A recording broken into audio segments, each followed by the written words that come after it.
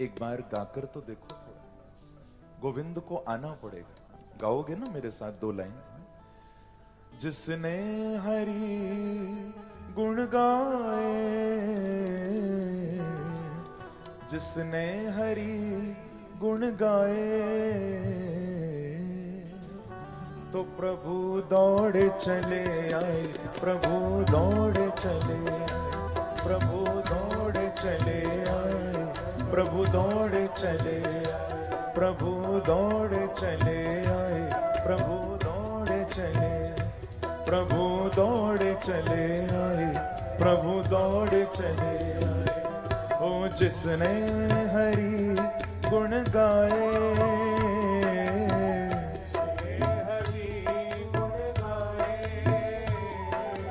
जिसने हरि गुण गाए, जिसने हरि गाइए, तो प्रभु दौड़े चले आए, प्रभु दौड़े चले आए, प्रभु दौड़े चले आए, प्रभु दौड़े चले आए। थोड़ा मस्ती से ताली की से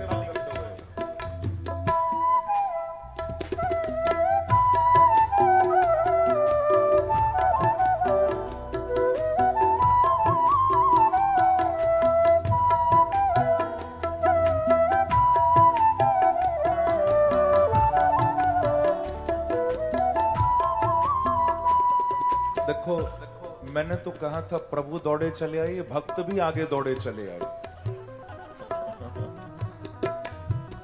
देखो, जिसके आगे जितनी भी जगह हो छोड़ो मत, ताकि पीछे भी जो भक्त आ रहे हैं उनको भी स्थान मिले बैठने का, और सब थोड़ा थोड़ा, पीछे वाले भी थोड़ा थोड़ा, जितनी जगह आगे हो आगे आ जाएं, ताकि और भक्तों को स्थान मिले।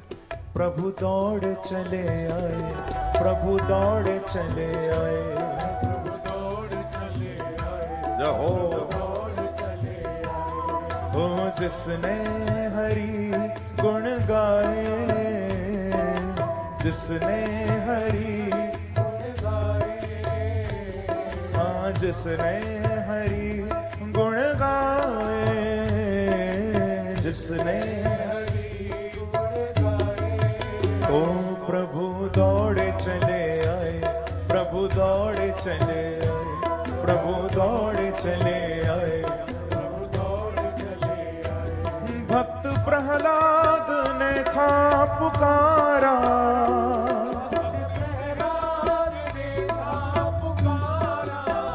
ओ भक्त प्रहलाद ने था पुकारा, सब गाओ। तो हिरण्यकश्यप को आकर के मारा,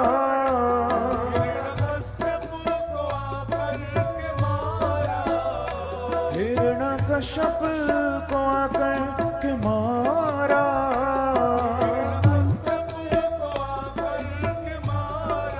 ओ हिरण्यकश्यप को आकर के मारा, हिरण्यकश्यप को आकर के मारा।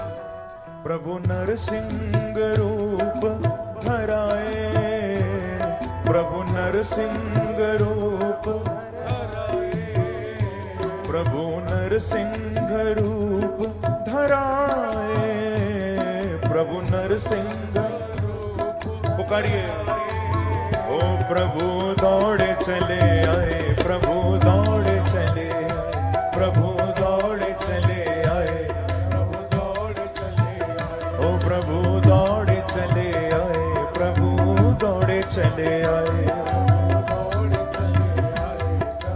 थोड़ा भाव से तालियों की सेवा करते हुए जाओ।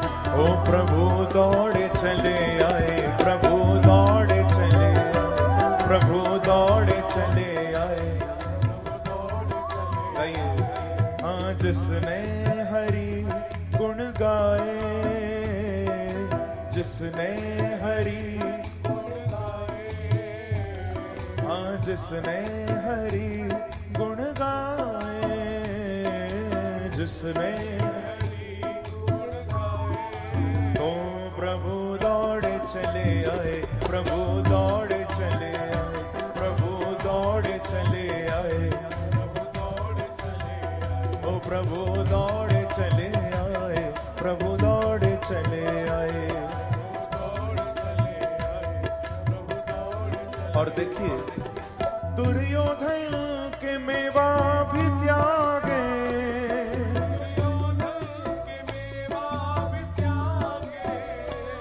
दुर्योधन के मेवा भी त्यागे,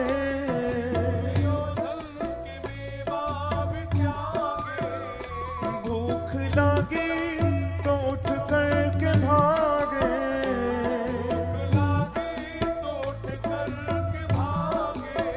हाँ भूख लागी तो उठ कर के भागे,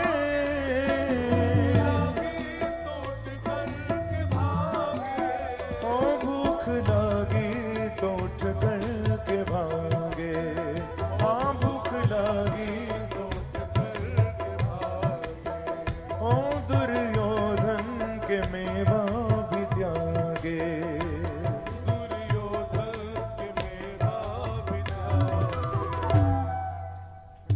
और कहां गए प्रभु? दुर्योधन के मेवा त्यागे थे। मालूम है पांडवों की ओर से प्रभु कौरवों के पास आए थे और भगवान ने संधि की बात की कि भाई आपस में मिल जाओ। बहुत अच्छा प्रभु ने सुझाव दिया धृतराष्ट्र के सामने।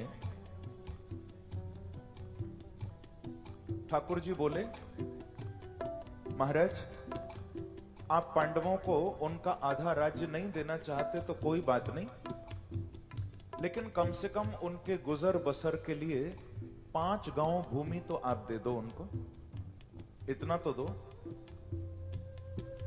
बात तो बहुत अच्छी कही, लेकिन धृतराष्ट्र ने कहा,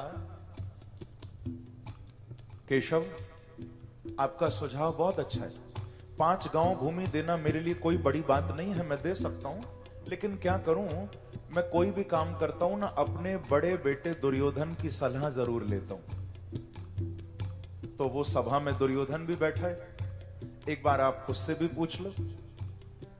भगवान ने दुर्योधन को कहा कि क्यों भाई दुर्योधन, आपका क्या कहना है, क्या पांडवों को 5 गांव भूमि दोगे ताकि युद्ध भी टल जाए, आपस में भाई भाई हो मिल जाओ, उनका भी गुजारा चल जाए और तुम भी आनंद लो, केवल 5 गांव भूमि। तो बड़ी प्रसिद्ध बात है जो दुर्योधन ने उस समय बोली। दुर्योधन ने कहा कि कृष्ण आप 5 गांव भूमि की बात करते हो, सूच्यग्रम नई वदास्यामि विना युद्धेन केशव। आप 5 गांव की बात करते हो, मैं सुई की नोक के बराबर भूमि भी बिना लड़े नहीं दूंगा। विनाश काले विपरीत नहीं दूंगा। ठाकुर जी हंसने लगे, बोले तुम्हारा विनाश पक्का है अब। और देखो पास में ना दुर्योधन के बुद्धिदाता बैठे थे। दुर्योधन के बुद्धिदाता मालूम है कौन है? इसके मामा जी। मामा जी का तो जानते हो ना आप कौन थे? शकुनी। ये बात कृष्ण को बोलते ही तुरंत मामा की ओर देखा। क्यों मामा जी, ठीक कहा ना मैंने? मामा जी बोले, बेटा ठीक कहा, तूने तो मेरे मुंह की बात छीन ली, मैं यही तो सलाह देता तुझे। बिल्कुल करारा जवाब दिया तूने बेटा, बहुत अच्छा। शकुनी बोले, एक बात और बताऊं भांजे पते की, अगर इन पांडवों के पास कोई ताकत है तो वो यही है जो तेरे दरबार में आज दूत बने खड़े हैं। इनको छोड़ के कोई ताकत नहीं पांडवों के पास, आज तेरे यहां दूत बन के आए हैं, ऐसा मौका फिर नहीं मिलेगा। एक काम कर, इनको पकड़ के जेल में डाल दे 2-4 दिन। पांडव सुनेंगे तो आधे तो बिना लड़े ही मर जाएंगे। अब जैसा संग वैसी बुद्धि, शकुनी ने तुरंत ये बात दुर्योधन को कही और दुर्योधन ने अपने सैनिकों की ओर देखकर जोर से आवाज लगाई कि पकड़ लो कृष्ण को। क्या कहा? पकड़ लो कृष्ण को। जोर से आवाज लगाई और ये कहकर जो सैनिकों को देखा ना दुर्योधन ने, तो मालूम है क्या देखता है? बोले जितने भी सैनिक वहां खड़े थे सबके हाथों से शस्त्र तो निकल गए, सबके हाथों में वंशी आ गई और चारों ओर मुरली मनोहर बांके बिहारी दिखाई देते। जब कृष्ण की ओर देखा तो भगवान भी अपना रौद्र रूप दिखा रहे हैं। भगवान के मुख से ज्वालाएं निकल रही हैं जिनमें बड़े बड़े महारथी लिपटे पड़े हैं। ठाकुर जी दुर्योधन को बोले कि आओ दुर्योधन, मुझे पकड़ लो। तुमने सोचा होगा मैं वही कन्हैया हूं जो मैंने मटकी फोड़ी थी तो मैया ने उखल से बांध दिया था, आओ मुझे पकड़ लो। जो भगवान का रौद्र रूप देखा दुर्योधन चरणों में गिर गया। नहीं नहीं प्रभु मुझे क्षमा करो, मेरी कोई गलती नहीं, ये मामा जी बुद्धि खराब करते हैं मेरी, मुझे क्षमा करो गोविंद। अरे मैंने तो आपके स्वागत की तैयारी की है, अंदर 56 भोग बने पड़े हैं प्रभु आपके लिए, चलिए आप भोग लगाइए। ठाकुर जी बोले नहीं नहीं दुर्योधन, अब एक कदम भी तेरे महल में अंदर नहीं जाएंगे, अब मैं वापस जाऊंगा। क्यों? क्योंकि व्यक्ति 3 परिस्थिति में दूसरे के घर भोजन करता है। सबसे पहला है भाव, सामने वाले का इतना भाव हो कि हम मना न कर पाए, हाँ भैया हम आपके यहां आएंगे। दूसरा है प्रभाव, सामने वाले का ऐसा रुतबा हो कि हमको हाँ करनी ही पड़े, हाँ हम आपके घर भोजन करेंगे। और भैया तीसरा है अभाव, कि भोजन मिलता न हो तो व्यक्ति दूसरे के घर भोजन करने जाता है।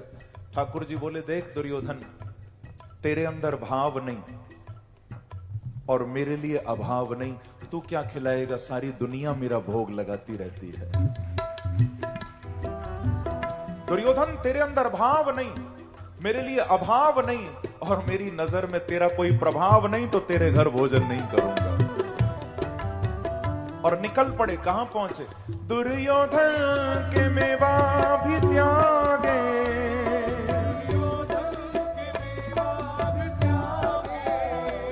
भूख लगी तो उठ कर के भागे, भूख लगी तो उठ कर के भागे, ओ भूख लगी तो उठ कर के भागे, ओ भूख लगी तो उठ कर के भागे।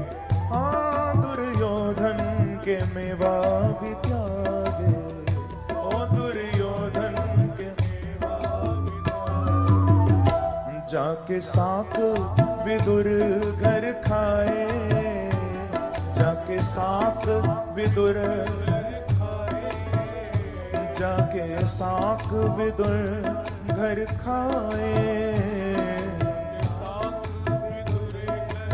हाँ भैया, ओ प्रभु दौड़े चले आए, प्रभु दौड़े चले आए, प्रभु दौड़े चले आए, प्रभु दौड़े चले आए। हाँ प्रभु दौड़े चले आए, प्रभु दौड़े चले आए,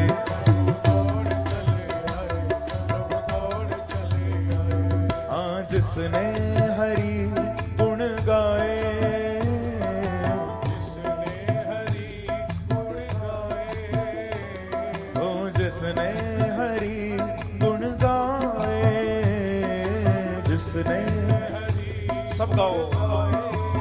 तो प्रभु दौड़े चले आए, प्रभु दौड़े चले आए, प्रभु दौड़े चले आए, हाँ प्रभु दौड़े चले आए, प्रभु दौड़े चले आए, प्रभु दौड़े चले आए, प्रभु दौड़े चले आए। और विदुर जी की कुटिया पर भी कोई 56 भोग नहीं पाए प्रभु ने। कथा प्रसिद्ध है, आप जानते हो कि जब विदुर की कुटिया पर भगवान आए थे तो उस समय विदुर जी जो कृष्ण के चाचा भी लगते हैं, विदुर जी घर पर नहीं है, लेकिन विदुरानी सुलभा जी घर पर हैं। भगवान ने आकर द्वार पर आवाज लगाई थी, दुर्योधन के मेवा मिष्ठान त्याग कर ठोकर मारकर आ रहे हैं। आवाज लगाते हैं काका जी, चाचा जी। उस समय सुलभा स्नान कर रही हैं विदुरानी। जो आवाज सुनी, इतना मीठी आवाज, ये कौन आ गया आज? सब कुछ छोड़कर द्वार पर आ गई और जो द्वार खोला, बोले जिनको वर्षों से बुला रहे थे नहीं आए, पर आज बुलाया भी नहीं और सुबह सुबह द्वार पर आकर खड़े हो गए, स्वयं आकर खड़े हो गए। आहा, प्रभु आप, अरे अभी तो मैं स्नान ही कर रही थी, अभी तो कुछ हुआ भी नहीं, न रसोई साफ हुई, न कोई मंदिर का पूजा पाठ का कोई कार्यक्रम हुआ, सुबह ही सुबह आ गए। और आते ही कहते हैं, काकी जी जल्दी कुछ दो, भूख लगी है बहुत जोर की। तुरंत अंदर लेकर गई। आज इतना भाव में बह गई कि जो चौकी भी बिछाई है गोविंद को बिठाने के लिए, वो भी उल्टी बिछा दी मारे। होश नहीं। बैठो प्रभु, आप बैठो, मैं अभी लाती हूं। और ठाकुर ने एक बार मना नहीं किया, उस उल्टी चौकी पर ही बैठ गई। अंदर गई, देख रही हैं कि अभी तो कुछ बना नहीं है। हाँ, माखन तो बहुत रखा है, पर आज का नहीं है, वो तो कल का परसों का बासी माखन है। नहीं नहीं, मेरे घर पहली बार प्रभु आए, मैं उनको बासी माखन नहीं खिला सकती, क्योंकि गोविंद को तो नवनीत प्रिय है, ताजा माखन। तो और कुछ नहीं दिखाई दिया, तो कुछ फल रखे हैं जो विदुर जी आज ही लाए थे सुबह। वो केले के फल लेकर तुरंत नीचे जमीन में बैठ गई और इतना गोविंद का दर्शन करके मुखारबिंद देख रही है ना। अब ध्यान तो केलों में है नहीं, ध्यान तो प्रभु के मुख पर है। तो क्या करती हैं, केले छील रही हैं और जो गिरी भाग है वो तो नीचे गिराती जा रही हैं, ठाकुर जी के हाथ में छिलके पकड़ाती जा रही है। लो प्रभु भोग लगाओ। बांके बिहारी बोले, कहीं ऐसा तो नहीं कि हमारी काकी जी कहीं कलयुग के डॉक्टरों के चक्कर में तो नहीं पड़ गई? प्रभु बोले, क्योंकि कलयुग में डॉक्टर्स कहेंगे कि विटामिन हैं तो छिलकों में ज्यादा है, कहीं ऐसा तो नहीं हमको विटामिन दे रही हो? पर प्रभु ने एक बार भी मना नहीं किया। और देखो भैया, सेब के छिलके नहीं है, केले के छिलके। एक बार भी मना नहीं किया। उन छिलकों को गोविंद चबा रहे हैं और रोते जा रही हैं विदुरानी, प्रभु लगाओ भोग और पाओ। उधर विदुर जी आ गए घर में। पहले तो दूर से दृश्य देखा तो एकदम शरीर में रोमांच हो गया कि मेरे आराध्य मेरे घर आ गए आज। तन पुलकित हो गया। पर जब पास आए और देखते हैं उल्टी चौकी पर बैठे हैं, विदुरानी के हाथ में छिलके, गोविंद के मुख में छिलके, तो विदुर जी को तो क्रोध आ गया। विदुर जी बोले, सुलभा तेरी बुद्धि को क्या हो गया? अरे तू क्या कर रही है? आज पहली बार मेरे ठाकुर घर आए हैं, तू उनको छिलकों का भोग लगा रही है। अरे लाओ 56 भोग, बनाओ 36 व्यंजन, मैं ठाकुर को भोग लगाऊंगा। ये जैसे ही सुना, तुरंत मेरे प्रभु उठे और विदुर जी का हाथ पकड़ लिया। कहा कि काका जी, आज बिल्कुल बीच में नहीं आना, आज मेरी और काकी जी की बात है, आपका बीच में काम नहीं। क्यों? क्योंकि मैं आपको सत्य बताऊं, इतना आनंद आज तक मुझे 56 भोग खाने में नहीं आया जो आपके घर छिलके खाने में मुझे आनंद आया। बोला भक्त वत्सल भगवान की।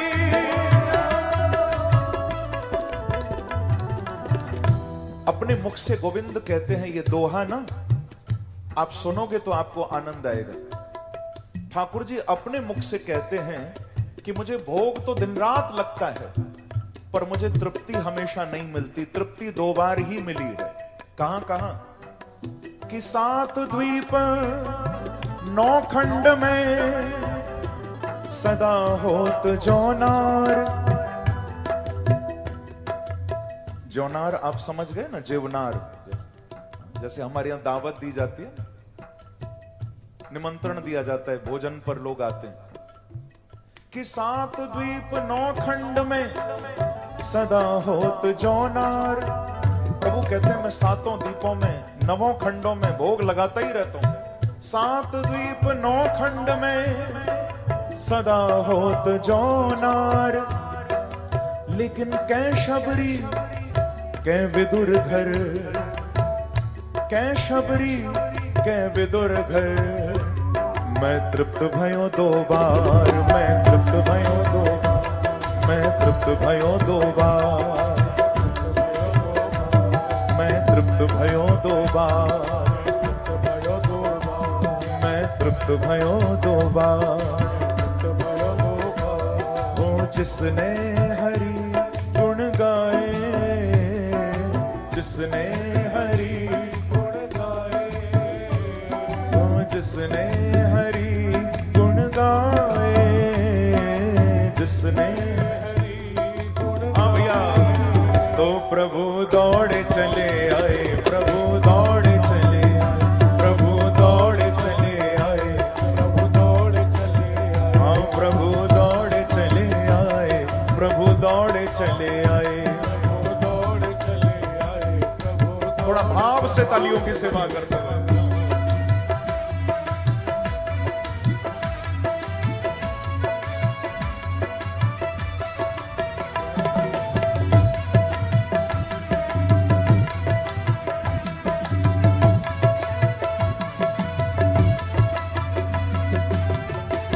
खाटू नरेश की